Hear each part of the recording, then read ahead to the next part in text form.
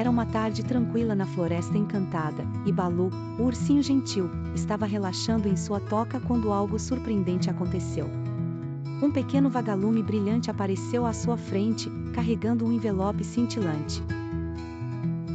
Ao abrir o convite, Baloo ficou surpreso ao ver um texto em letras douradas que dizia: "Convite para a grande fogueira mágica desta noite." Baloo, sempre em busca de aventuras, ficou imediatamente curioso. Ele chamou sua amiga Brisa, a raposa curiosa, que estava sempre ansiosa para descobrir novos mistérios. "Brisa, veja só. Recebemos um convite para uma fogueira mágica.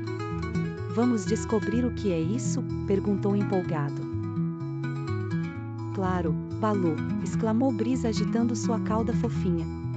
"Quanto mais misterioso, melhor. Podemos levar Léo, o leão destemido. Ele vai adorar essa aventura." Juntos, os três amigos partiram em direção ao lugar indicado no convite.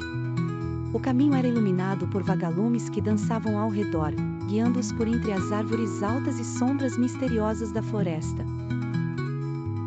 Os corações dos amigos batiam rápido, não apenas pelo desconhecido à frente, mas também pela emoção de partilharem aquela experiência juntos.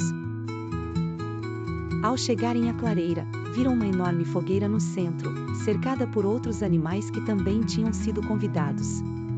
A fogueira crepitava de forma mágica, lançando faíscas coloridas para o céu escuro da noite.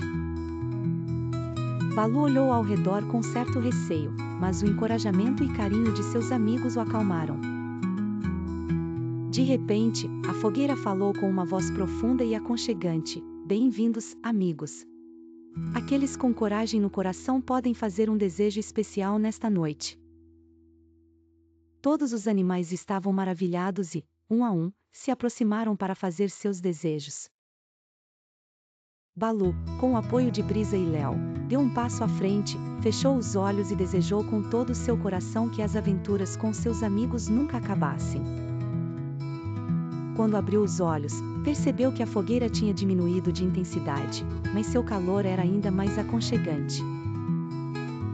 Naquela noite mágica, Baloo, Brisa e Léo aprenderam que, com coragem e amizade, qualquer feitiço pode ser desvendado e vivido com alegria. Eles voltaram para casa sentindo-se mais próximos do que nunca, ansiosos pelo próximo mistério da Floresta Encantada.